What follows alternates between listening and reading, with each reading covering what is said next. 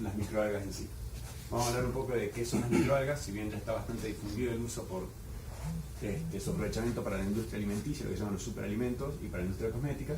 Vamos a hablar un poco de qué son desde el punto de vista biológico, que son organismos unicelulares, acuáticos, vegetales, y desde el punto de vista energético nos interesan porque son pequeños acumuladores de energía, donde toman energía solar, digamos, la fotosintetizan y la almacenan en forma de lípidos, que nosotros después la podemos utilizar a voluntad. Lo vamos a comparar con el actual productor, el mayor productor de biomasa que se está utilizando ahora, que es el aceite de palmera, donde vemos que las producciones tanto de biomasa como de aceite de las microalgas superan incluso hasta 10 veces lo que son el aceite de palmera. Y para lo que no se está utilizando en este momento la microalga es por el hecho de que para el secado de aceite, para la obtención de aceite de palmera necesitamos únicamente un extruido, y para las microalgas necesitamos un secado que es muy energético.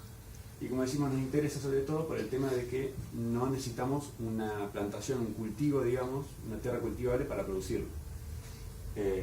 Vamos a ver un poco entonces lo que es el cultivo, donde se genera, el ambiente donde se cultivan son los fotobioreactores, que básicamente son ambientes acuosos propicios para la proliferación de estos microorganismos.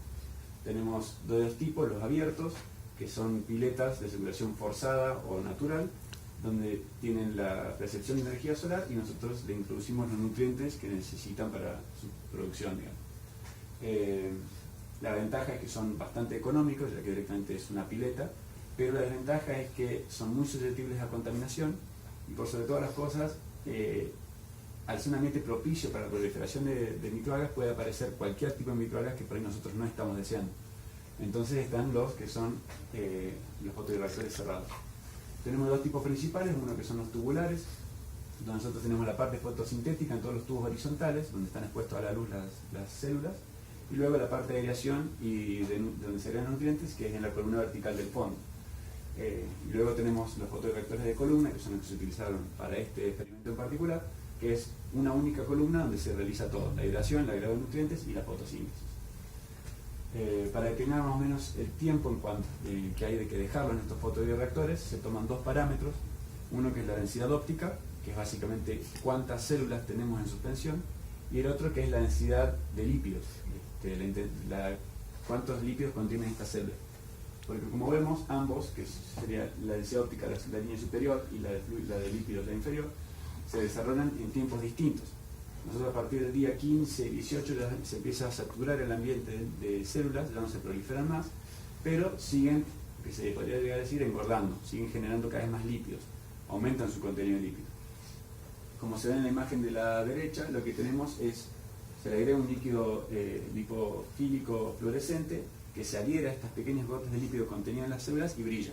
Entonces nosotros podemos saber qué porcentaje de esa célula es lípido y qué porcentaje no lo es, para determinar el tiempo óptimo de cosecha. Esto se hace aproximadamente a los 30 días. Para ver cómo es la cosecha, se separa en dos partes. La primera, que es la separación de la biomasa de lo que es el supernatante, el líquido que la contiene, que se puede hacer por métodos químicos o físicos, y luego tenemos la parte del secado. Y es acá donde nosotros tenemos que hacer hincapié para poder hacerlo más eficiente, ya que como se ve, la parte del secado es la parte que más energía consume. Nosotros podemos ver la cantidad de energía almacenada que tienen la biomasa de microalgas y la cantidad de energía que consumen durante su producción. Estamos consumiendo lo mismo que nos entrega. Entonces, a menos que nosotros podamos lograr reducir la energía consumida, no estaremos pudiendo aprovechar la energía. Vamos a atacar lo que más consume, que como vemos es el secado, que consume alrededor de 13 megajoules por kilogramo de material seco.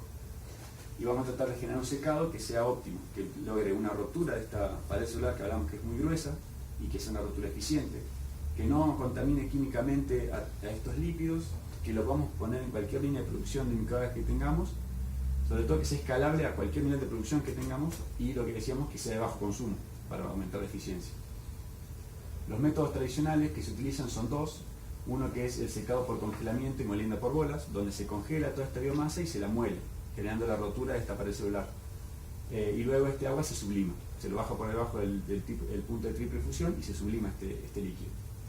Luego tenemos el secado por temperatura, donde se rocía la biomasa en una contracorriente de aire caliente y seco, lo cual extrae toda la humedad. La desventaja, si bien consume menos que el congelamiento, es que la temperatura degrada rápidamente estos aceites que son biológicos. Entonces perdemos calidad de aceite. Lo que proponemos nosotros es la aplicación de un campo eléctrico para generar la rotura. Vamos a ver un poco cómo se hace. Lo primero que se hace, se aplica este campo eléctrico pulsado intenso sobre la pared solar y se genera una ionización de esta pared. Se reestructura de cierta forma que se generan unas microporaciones reversibles, que es lo que hace normalmente la célula para absorber nutrientes, donde si nosotros retiramos el campo, estos microporos se vuelven a cerrar y la célula sigue viviendo.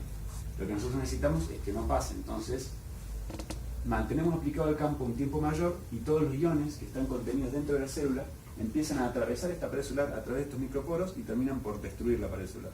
Entonces generan esto lo que son las electroporaciones, que es lo que nosotros necesitamos para poder extraer los hidrosolubles de dentro de la célula. Y bueno, acá lo que tenemos son dos imágenes. Se agrega un tinte que es sensible a la tensión, donde el tinte está distribuido uniformemente por toda la pared celular antes del campo, y luego una vez que aplicamos el campo vemos cómo se ionizó la pared celular.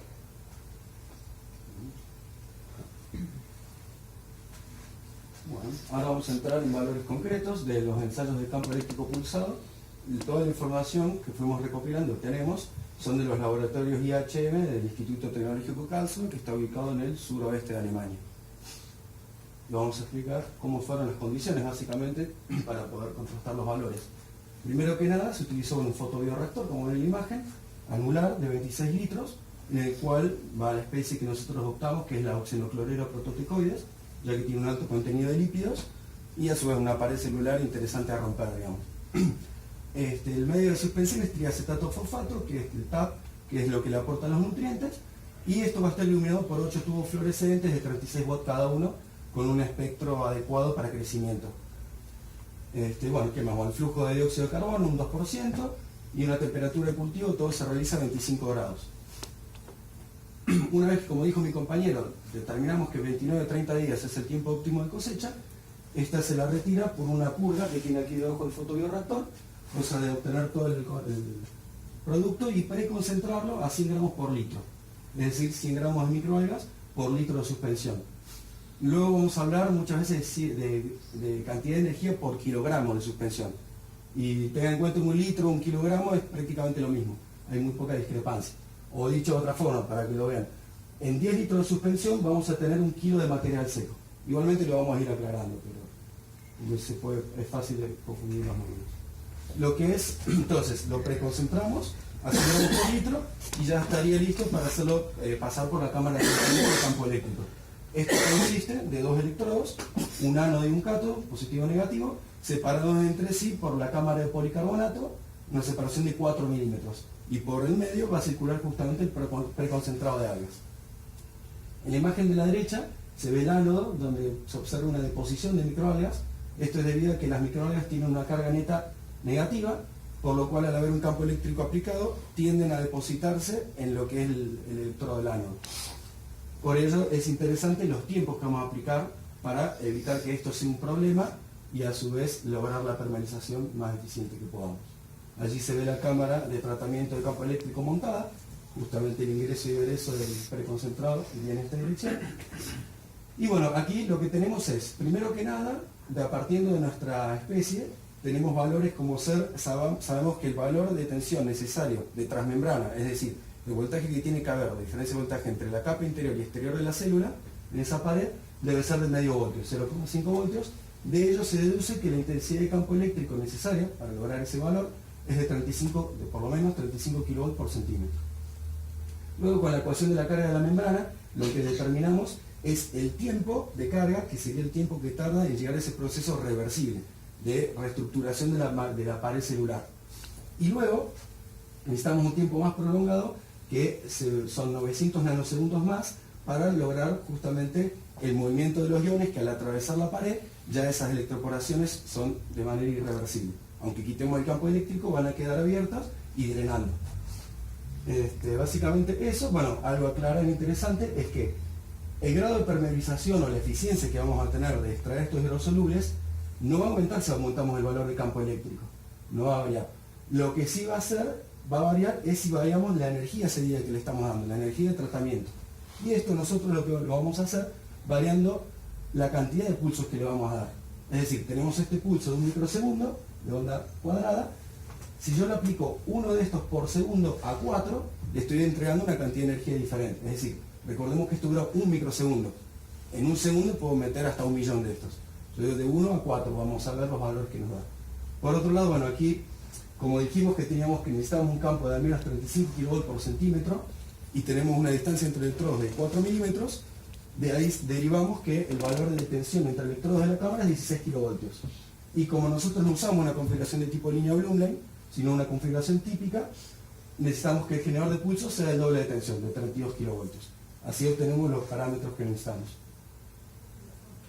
Luego aquí vamos a ver un poquito cómo se hace este tratamiento. Es un comentario pero interesante de que previo a empezar a utilizar la cámara de tratamiento con la microalga, tenemos que hacerle circular agua destilada, que bueno, se le circula 25 segundos. Esto es para purgar cualquier tipo de burbuja que haya, ya que si esta entra en la cámara de tratamiento y se aplica un campo eléctrico, se va a producir una pequeña implosión por la intensidad de campo, quemando algunas algas y haciendo un esfuerzo electrodinámico en la cámara, que no es deseable.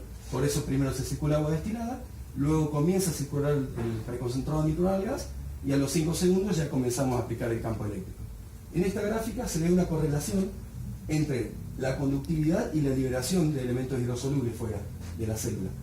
Pero esto, digamos, es medio aproximado, no nos sirve, no es suficiente como para poder obtener valores fidedignos, digamos. Por lo cual vamos a ver luego que usamos otros dos métodos. Y lo que es el proceso de las muestras, ya mencionamos que se preconcentran a 100 gramos por litro. Estas también se le va a hacer el tratamiento a todas las microalgas, pero parte de ellas no. Es decir, le vamos a hacer circular inclusive por la cámara de tratamiento, pero con el generador de pulsos apagado, para seguir hacerle el mismo proceso y poder comparar las muestras.